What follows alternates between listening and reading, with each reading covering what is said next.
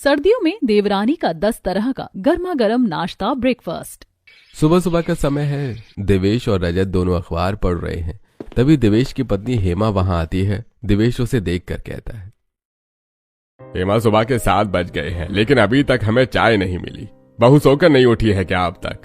क्या बताऊं जी, जब से ठंड का मौसम शुरू हुआ है सविता 9 बजे से पहले सोकर ही नहीं उठती। भाभी, ठंड तो हमें भी बहुत लग रही है। आप बहू को जगा कर तो देखो ना, हो सकता है कि वो उठकर हमें चाय ही दे दे।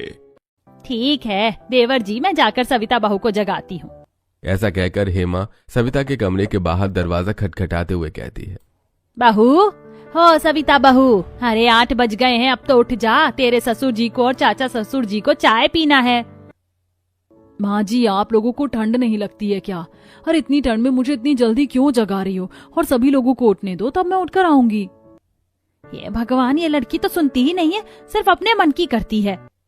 ऐसा कहकर हेमा वहां से चली जाती है। तब सविता का पति विनय कहता है, सविता, जब माँ बुला रही है तो तुम्हें जाना चाहिए। आखिर तुम इस घर की बहू हो, तुम्हारी कुछ जिम्मेदारी है।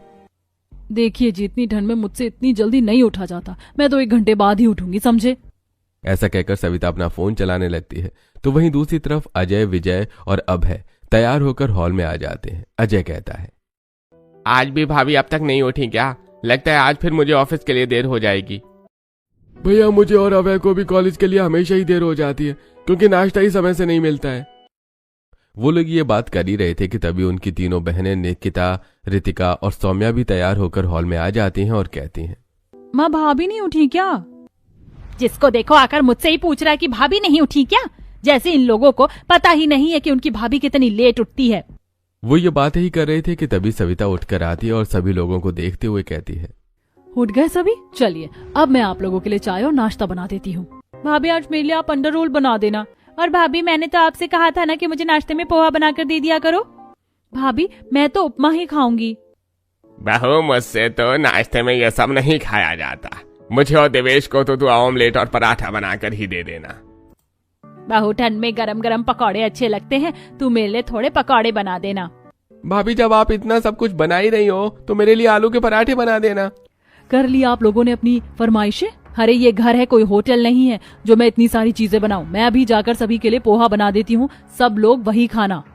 सविता रसोई में जाती है और पोहा निकालकर झटपट सभी के लिए पोहा बना देती है और साथ में चाय भी बना देती है और डाइनिंग टेबल पर बैठे सभी को चाय और पोहा देते हुए कहती है, ये रही चाय और पोहा, आप सभी लोग खा लीजिए। सविता, तुम रोज सुबह सिंपल सा बना कर रख देती हो और हमारी फरमाइश तो मैंने आज तक पूरी होते हुए ही नहीं देखी। ये सुनकर सविता गुस्से से अपने कमरे में चली जाती है। अगले दिन दोपहर में सविता अपने कमरे में बैठी हुई टीवी देख रही थी। तभी उसने एक नई डिजाइन की ड्रेस टीवी पर देखी और तुरंत ही अपनी सहेली अस्मिता को फोन लगाकर कहती है, अस्मिता, मैंने बहुत दिनों से शॉपिंग नहीं की, आज मुझे शॉपिंग करना है, तो मैं तुझे दोपहर में मिलती हूँ। तू मेरे साथ चलेगी? हाँ सविता, क्यों नहीं, तू रेडी होकर बाहर आ जाना, मैं 1 घंटे बाद तुझे बाहर ही मिलती हूँ। ओके। अब सविता तैयार होती है और सोफे पर बैठी अपनी सास के पास आकर कहती है, माँ जी, मैं शॉपिंग करने के लिए मार्केट जा रही हूँ, मुझे आने में शाम हो जाएगी। हाँ हाँ बहू, चली जा, लेकिन घर में सब्जियाँ खत्म हो गई हैं, आते आते सब्जियाँ भी लेती आना। ठीक है माँ जी, मैं जरूर ले आऊंगी। सविता अस्मिता के साथ मार्केट निकल पड़ती है। वो मार्केट पहुंचकर अपने लिए कुछ ड्रेस लेती है, उसके बाद कुछ परफ्यूम भी खरीदती है और वो दोनों बाहर खाना खाते हैं और घर वापस आ जाते हैं। जैसे ही सविता घर पहुंचती है तो उसकी सास हेमा कहती है, आ गई बहू, सब्जियाँ लाई है ना तू? अरे माँ जी, वो तो मैं भूल ही गई। तुझे कुछ भी याद नहीं रहता है, सिर्फ अपनी मतलब की चीज याद रहती है। सविता अपनी सास की बातों को टालकर अपने रूम में जाती है और चेंज करके टीवी चालू करती है और टीवी देखने लगती है। ऐसे ही शाम हो जाती है। तब हेमा सविता के पास जाती है और कहती है, सविता बहू, शाम हो गई है, जल्दी से जाकर खाना बना ले, वैसे भी ठंड में सभी को जल्दी भूख लग जाती है। हाँ हाँ माँ जी, मैं अभी जाती हूँ। सविता रसोई में जाती है और ठंड से हाथ मलते हुए अपने आप से कहती है, हे भगवान, इतनी ठंड लग रही है, ऐसा करती हूँ कि दाल चावल बना देती हूँ। अब वो दाल चावल चढ़ाती है। दाल चावल पकने के बाद वो सभी लोगों को लिए लगा देती है। दाल चावल देखकर सविता की सास कहती है, सविता बहू, ये क्या, तुमने सिर्फ खाने में दाल चावल बनाए हैं? माँ जी, आपको तो पता है कि मैं सब्जी लाना भूल गई थी और ठंड के मौसम में मैं और क्या ही बनाती। अभी खा लीजिए, कल नाश्ते में कुछ अच्छा बना दूंगी। ठीक है भाभी, कल आप अलग अलग तरह के पकौड़े बना देना, ठंड में पकौड़े खाने का मजा ही अलग है। वो पकौड़े बनाएगी, उसे सोने से समय मिले तब ना। माँ जी आप भी ना हर वक्त मेरी बुराई लेकर ही खड़ी रहती हैं। अब सभी लोग खाना खाते हैं। अगले दिन सुबह सविता रोज की तरह 9 बजे सोकर उठती है। तब हेमा कहती है, उठ गई बहू, जाकर जल्दी से सभी के लिए नाश्ता बना दे। और हाँ, तूने कल कहा था ना पकौड़े बनाने के लिए, ऐसा करना कि मेरे लिए आलू के पकौड़े बनाना। और तुझे तो पता है कि तेरी तीनों नंदों को गोभी और आलू के पकौड़े पसंद है और देवर को लौकी के, तो तू अलग अलग तरह के पकौड़े बना देना। और बहू मेरा तो पेट खराब है, इसलिए मैं पकौड़े नहीं खाऊंगा। तू मेरे लिए सूजी का उपमा ही बना देना। बहू उपमा तो मैं भी खा लूंगा। ठीक है, मैं बनाती हूँ। ऐसा कहकर सविता रसोई में जाती है और बेसन का डिब्बा खोलते हुए मन में कहती है, इन लोगों को फरमाइश करने से फुर्सत ही नहीं मिलती। मैं अकेली बहू भला क्या क्या करूँ, सबको अलग अलग तरह का नाश्ता खाना है। मैं तो बस आलू के पकौड़े बनाकर रख देने वाली हूँ, जिसे खाना है वो खा ले। यही सोचकर सविता ढेर सारे आलू काट कर आलू के पकौड़े बनाकर डाइनिंग टेबल पर रखती है और सभी लोगों को आवाज देकर कहती है, चलिए नाश्ता बन गया है, आप सभी लोग खा लीजिए। अब हेमा अपनी तीनों बेटियों के साथ डाइनिंग टेबल पर आती है। सविता आलू के पकौड़े देखकर खुश हो जाती है और एक पकौड़ा उठाकर कहती है, गरम गरम आलू के पकौड़े बड़े ही स्वादिष्ट लगते हैं, चलो जल्दी से खा लेते वरना ठंडे हो जाएंगे। ऐसा कहकर हेमा गर्मा गर्म आलू के पकौड़े उठाकर खाने लगती है। तभी निकिता कहती है, भाभी आपको तो पता है कि मैं आलू के पकौड़े नहीं खाती हूँ, आपने मेरे लिए गोभी के पकौड़े नहीं बनाए क्या? निकिता एक तो तुम आराम से उठती हो और मेरी मदद भी नहीं करवाती, सारा काम मुझे अकेले ही करना पड़ता है। मैं अकेले अलग अलग तरह का नाश्ता नहीं बना सकती। ऐसा कहकर सविता अपने कमरे में चली जाती है। अब निकिता, रितिका और सौम्या भी वही पकौड़े खा लेती हैं। लेकिन जब देवेश और रजत डाइनिंग टेबल पर आते हैं तो सिर्फ पकौड़े देखकर रजत कहता है, अरे ये क्या भाभी, लगता है बहू रानी ने सिर्फ पकौड़े बनाए हैं। अरे मैंने तो कहा था कि मैं पकौड़े नहीं खा पाऊंगा, तो भी उसने कुछ और नाश्ता नहीं बनाया। रजत भैया आपको तो पता है कि वो अलग अलग तरह की चीजें नहीं बनाती है, उसने पकौड़े बना दिए, आप ये खा लीजिए वरना ये भी ठंडे हो जाएंगे। अब रजत और देवेश बैठकर पकौड़े खाने लगते हैं। तब अजय, विजय और अभय भी आ जाते हैं। अजय पकौड़े देखकर कहता है, ओहो, आज खाने में फिर ये ठंडे पकौड़े बने हैं। लगता है आज मुझे फिर से बाहर ही नाश्ता करना पड़ेगा। अरे इस घर में पसंद का नाश्ता तो शायद कभी मिल पाए। ऐसा कहकर अजय बिना नाश्ता किए चला जाता है। तब विजय कहता है, माँ ऐसे भी कौन सा बहुत बड़ा काम है जो भाभी किसी को भी पसंद का नाश्ता नहीं दे सकती, सिर्फ एक ही तरह का बनाकर रख देती हैं। विजय भैया ये तो रोज की बात है, इसमें नया क्या है? अब जो है मैं वही खा लेता हूँ, मुझे ऑफिस के लिए भी देर हो रही है। अब विजय और अभय भी पकौड़े खाकर ऑफिस के लिए निकल जाते हैं। ऐसे कुछ दिन बीत जाते हैं। रोज की तरह आज भी सविता लेट उठती है और रसोई में जाती है। तभी हेमा वहां आती है और कहती है, अरे सविता बहू जल्दी नाश्ता बना, सभी को भूख लगी है और सभी को अपने अपने काम से जाना भी तो है। हाँ माँ जी, बस थोड़ा सा इंतजार कर लीजिए। तभी बेल बजती है तो सविता जाकर दरवाजा खोलती है और शीलाबाई को लेकर अंदर आती है और सभी लोगों से कहती है, आप लोगों को रोज अलग अलग तरह का नाश्ता चाहिए ना, तो मैंने आप लोगों के लिए सोल्यूशन निकाल लिया है। शीलाबाई बहुत अच्छा नाश्ता बनाती, आज से यही आप लोगों को नाश्ता बना कर देंगी। हाँ, मैं आप लोगों को रोज नाश्ता बनाकर दूंगी, महीने के 5,000 रुपए लूंगी। और एक बात और, जब मैं आएगी तो नाश्ते की सारी तैयारी आप लोगों को करके रखना होगा। मैं सिर्फ पकाएगी और सभी को एक साथ टेबल पर बैठना होगा। मैं एक एक करके किसी को नहीं देगी और एक बार नाश्ता देने के बाद सबसे पहले मैं खुद नाश्ता करेगी, उसके बाद ही दूसरा काम करेगी। तो काम वाली है या मालकिन, इतनी शर्तों के साथ काम करेगी? हमें इन शर्तों के साथ नाश्ता नहीं बनवाना है, तो जा यहाँ से। सविता मैम साहब, मेरी भी कुछ इज्जत है, आपने मेरी बेइज्जती करने के लिए बुलाया था क्या? ठीक है, मैं जा रही है। ऐसा कहकर शीलाबाई चली जाती है। तब सविता कहती है, माँ जी कितनी मुश्किल से मैंने नाश्ता बनाने वाली ढूंढी थी, आपने उसे भी भगा दिया। ये तूने मेड ढूंढी थी? ये मेड कम और मालकिन ज्यादा लग रही थी। कोई जरूरत नहीं है मेड लगाने की, वैसे भी हम मिडिल क्लास लोग इतने सारे पैसे नाश्ते बनाने के नहीं दे सकते हैं। देखिए, अगर आप लोगों को मेरे हाथ का नाश्ता चाहिए तो मैं इतनी अलग अलग तरह का चीज बनाकर आप लोगों को नहीं खिला सकती। मैं आप लोगों को एक ही प्रकार का नाश्ता बनाकर दे पाऊंगी।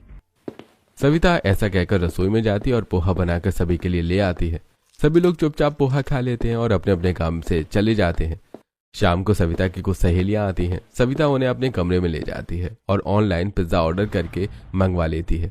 सभी सहेलियां मिलकर पिज्जा खाती हैं। काफी देर बातें करने के बाद वो लोग अपने अपने घर में चली जाती हैं।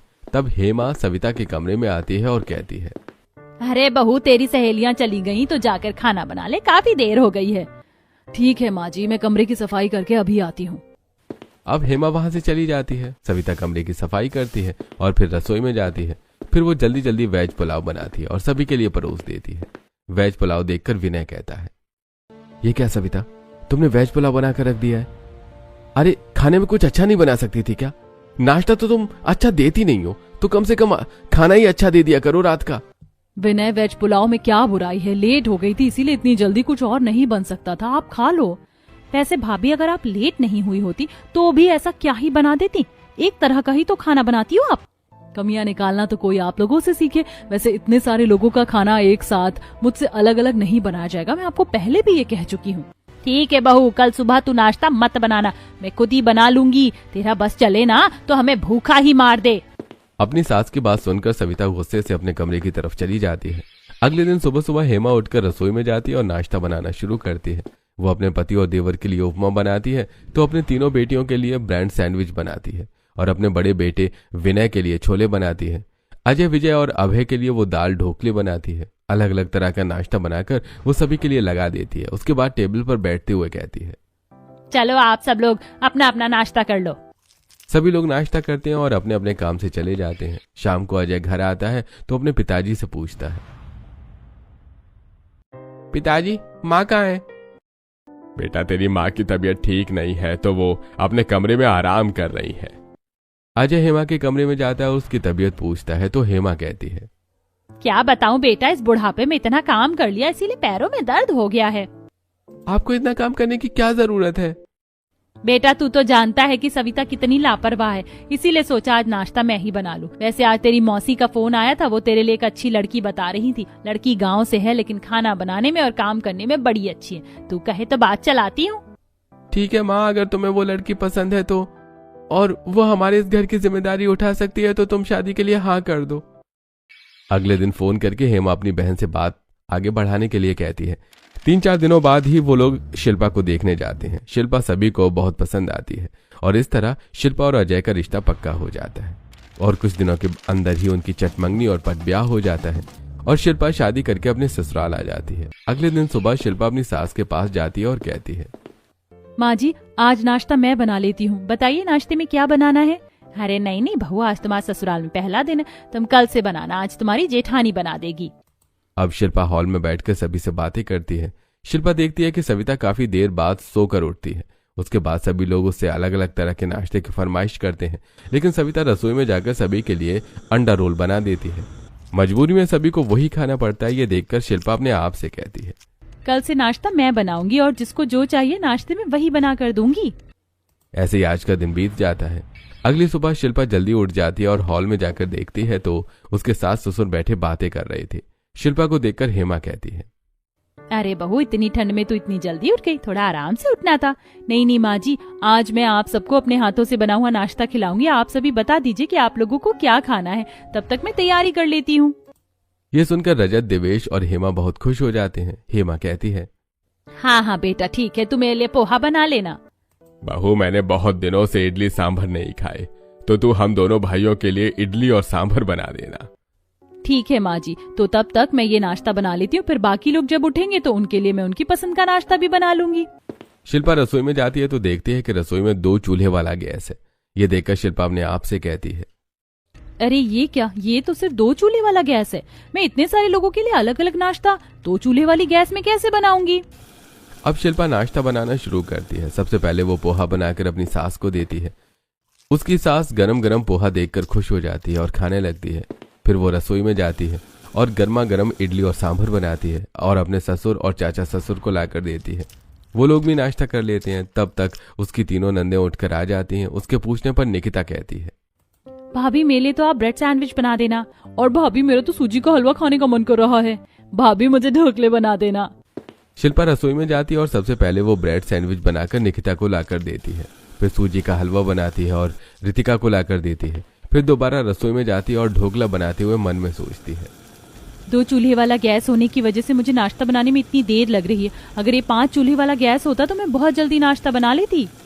तब तक विजय, अजय और विनय भी वहां आ जाते हैं। शिल्पा के नाश्ते की पसंद पूछने पर विजय कहता है, मेरे लिए तो आलू के पराठे बना दो, और मेरे लिए ब्रेड ऑमलेट, और हम दोनों भाइयों के लिए तो छोले भटूरे बना दो। अब शिल्पा रसोई में जाती है और आलू उबालने के लिए रखती है। साथ ही वो आटा लगाती है। सबसे पहले वो आलू के पराठे बनाती है और विजय को ले जाकर देती है। उसके बाद वो जल्दी जल्दी ब्रेड ऑमलेट बनाती है और वो अजय को ले जाकर देती है। फिर वो रेडीमेड मटर का यूज करके छोले और भटूरे भी बनाते हैं और फिर वो विनय अभय को देती है। सभी लोग नाश्ता करके लिविंग हॉल में बैठते हैं। तब तक सविता भी उठकर वहां आ जाती है और ये सब देखकर कहती है, आज तो तुमने सभी को नाश्ता करा दिया, ये तो बहुत अच्छी बात है। अब जब सबको उनकी पसंद का नाश्ता दिया है तो मुझे भी मिक्स वेज पराठा बनाकर दे दो। ठीक है जेठानी जी, आप बैठिए, मैं अभी बनाकर लाकर देती हूँ। शिल्पा रसोई में जाती है और थोड़ी थोड़ी सभी सब्जियों को काट कर उन्हें आटे में मिलाकर मिक्स वेज पराठा और साथ में चटनी भी बनाकर सविता को लाकर दे देती है। सविता भी नाश्ता कर लेती है और फिर अपने कमरे में चली जाती है। तो वहीं हॉल में बैठी हेमा सभी लोगों से कहती है, आज तो बहू ने दिल खुश कर दिया, इतने सारे लोगों को इतनी जल्दी जल्दी उनकी पसंद का नाश्ता बनाकर दिया है। अरे ये बात तो सही है। बहुत दिनों बाद अपनी पसंद का नाश्ता करके बहुत अच्छा लग रहा है। सभी लोग शिल्पा की तारीफ कर रहे थे। तो दूसरी तरफ शिल्पा घर के कामों में लग जाती है।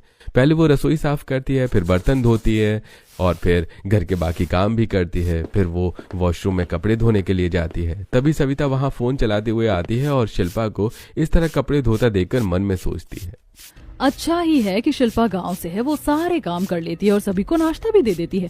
घर वालों को इसकी जितनी तारीफ करना है वो करे, मुझे इससे कोई फर्क नहीं पड़ता, मुझे काम नहीं करना पड़ता, इससे अच्छी क्या बात हो सकती है। ऐसा सोचते हुए सविता अपने कमरे में चली जाती है और वो अपनी फ्रेंड मालती को फोन करके कहती है, मालती किटी पार्टी कब है, मुझे जरूर खबर करना।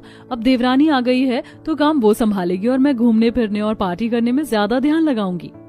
शाम होते ही सविता तैयार होकर घूमने निकल जाती है। तो वहीं शिल्पा कमरे में हीटर के सामने बैठे हुए अजय से कहती है, सुनिए जी, हमारे बड़े परिवार के लिए 2 चूल्हे वाला गैस पर्याप्त नहीं है। अगर मुझे 5 चूल्हे वाला गैस मिल जाए तो मैं सुबह जल्दी सभी को उनकी पसंद का नाश्ता दे पाऊंगी और फिर किसी को देर भी नहीं होगी। ठीक है शिल्पा, तुम तैयार हो जाओ, हम मार्केट जाकर गैस, चूल्हा और जरूरत का बाकी सामान भी ले आएंगे। अब शिल्पा तैयार होती है और अजय के साथ मार्केट जाकर एक 5 चूल्हे वाला गैस, कुछ मसाले और नाश्ता बनाने का कुछ सामान लेकर घर आती है और अपनी सास से कहती है, माँ जी, अब आप देखिएगा कि कल से मैं सभी को गरम गरम और समय पर नाश्ता दे दूंगी, वो भी उनकी पसंद का। शिल्पा की बात सुनकर हेमा बहुत खुश होती है। अगली सुबह शिल्पा उठती है और सभी से उनकी पसंद के नाश्ते के बारे में पूछती है। सभी अपनी अलग अलग फरमाइश करते हैं। शिल्पा रसोई में जाती है और नाश्ता बनाना शुरू करती है। एक गैस पर वो आलू चढ़ाती है, तो दूसरी पर ढोकले, तीसरी पर उपमा बनाती है, तो चौथी पर ब्रेड सैंडविच बनाती है और 5वीं पर वो आलू का पराठा बनाती है और फिर वो सभी लोगों को उनकी पसंद का नाश्ता बनाकर परोस देती है। सविता भी सभी के साथ बैठकर नाश्ता करती हैं। सभी अपनी पसंद का नाश्ता पाकर बहुत खुश होते हैं और खुशी से खाते हैं। नाश्ता करने के बाद हेमा शिल्पा से कहती है, बहू, सभी ने नाश्ता कर लिया, अब तुम भी नाश्ता कर लो। जी माँ जी। शिल्पा नाश्ता करती है और घर के कामों में लग जाती है। तो वहीं दूसरी तरफ सविता तैयार होकर शॉपिंग के लिए मार्केट चली जाती है। ऐसी समय बीत रहा था। शिल्पा रोज सुबह उठकर अपने 5 चूल्हे की गैस पर अलग अलग तरह का नाश्ता बनाकर सभी लोगों को उनकी पसंद का नाश्ता देती। लेकिन ठंड बढ़ने के साथ साथ शिल्पा को बहुत तेज सर्दी हो जाती है। एक दिन शिल्पा की माँ का फोन आता है। वो शिल्पा की आवाज सुनकर कहती है, बेटा, लगता है तुझे बहुत जोर की सर्दी हो गई है।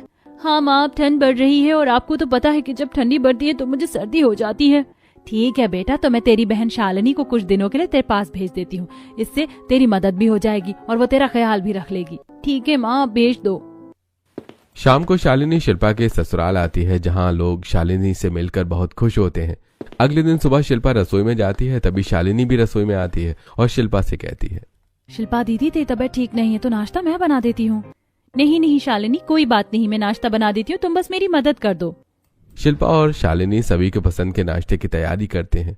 शिल्पा गैस के 5 चूल्हे जला लेती है। फिर वो एक गैस पर पकौड़े बनाती है, दूसरे पर ब्रेड सैंडविच बनाती है और तीसरे पर वो आलू का पराठा बनाती है। चौथे पर बेसन का चीला बनाती है और 5वें पर वो सभी के लिए खीर और पूड़ी बनाती है। फिर शालिनी सभी को नाश्ता परोसती है। नाश्ता करते हुए हेमा कहती है, अच्छा किया शालिनी बेटा, जो तुम शिल्पा की मदद के लिए आ गई। वैसे भी तुम्हारे आने से घर में बड़ी रौनक लग रही है। हेमा ऐसा कह ही रही थी कि तभी सविता वहां पर आ जाती है। शालिनी सविता से कहती है, सविता भाभी बैठिए, आपके लिए मैं भी नाश्ता लगा देती हूँ।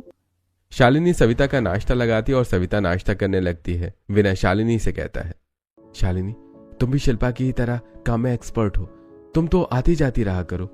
तुम्हारे रहने से शिल्पा को मदद मिलती है और हम सभी को भी अच्छा लगता है। विनय को इस तरह शालिनी की तारीफ करता देखकर सविता को बुरा लगता है, लेकिन वो कुछ नहीं कहती। अब शालिनी रोज शिल्पा के साथ घर का सारा काम करवाती। उसे इस तरह काम करता देखकर घर के सभी लोगों के साथ विनय शालिनी भी बहुत तारीफ करता। एक दिन हेमा सविता से कहती है, सविता बहू, जब से शालिनी आई है तुमने तो घर का काम करना ही छोड़ दिया। शालिनी तो मेहमान है, तुम्हें शिल्पा के साथ काम करवाना चाहिए। माँ जी, शिल्पा इतना काम इसीलिए कर लेती है ताकि हर कोई उसकी तारीफ करे, तो ठीक है करने दीजिए ना। ना ही मुझे इतना काम करने का कोई शौक है और ना ही अपनी तारीफ करवाने का। ऐसा कहकर सविता अपने कमरे में चली जाती है, जहाँ विनय उससे कहता है, सविता, माँ सही कह रही थी। आखिर तुम भी तो इस घर की बहू हो, लेकिन तुमने तो अपनी सारी जिम्मेदारियां छोड़ रखी हैं। अरे आप लोगों को क्या प्रॉब्लम है मुझसे? अगर शिल्पा सारा काम कर रही है तो करने दीजिए उसे। वैसे भी इतना सारा काम और इतनी सारी जिम्मेदारियां मुझसे नहीं संभलती। सविता, तुमसे तो कुछ कहना ही बेकार है। तुम्हें जैसा लगता है तुम वैसा करो। विनय गुस्सा होकर रजाई ओढ़कर सो जाता है। अगले दिन सविता अपनी किटी पार्टी के लिए तैयार होकर बाहर जाने के लिए अपने कमरे से निकलती है कि तभी वो सुनती है कि हॉल में बैठे विनय हेमा से कह रहा है, माँ, सच में शालिनी बहुत अच्छी लड़की है। उससे अच्छी लड़की हमें नहीं मिलेगी। देख नहीं रही हो, जब से वो आई है सारा घर संभाल रखा है उसने।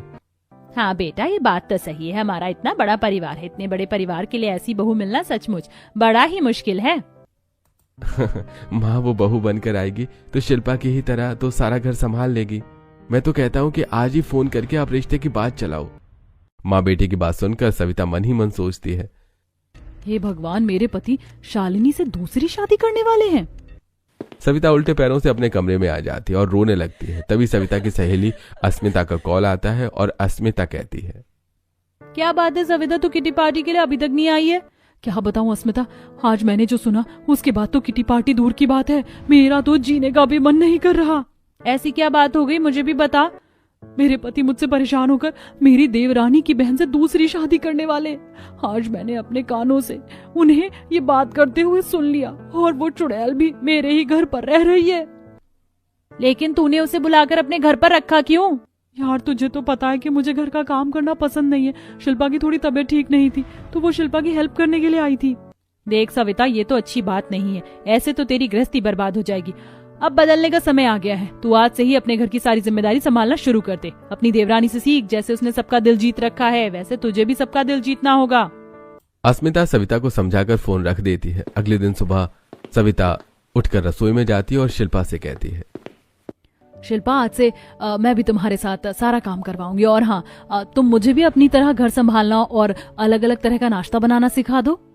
ये सुनकर शिल्पा बहुत खुश होती है। शिल्पा और सविता दोनों एक साथ मिलकर सभी को अलग अलग तरह का नाश्ता बनाकर देती हैं और काम करने लगती है। और ये देखकर शालिनी निश्चिंत हो जाती है और वापस अपने घर चली जाती है।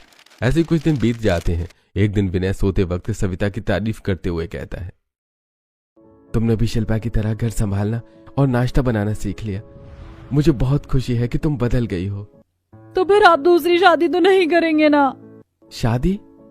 कौन कर रहा है दूसरी शादी? उस दिन मैंने आपकी और माँ जी की बातें सुन ली थी कि आप शालिनी से दूसरी शादी करना चाहते हैं।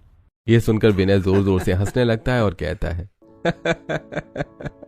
अरे शालिनी से दूसरी शादी मैं नहीं करना चाहता, बल्कि चाचा जी के बेटे की शादी की बात कर रहे थे हम दोनों।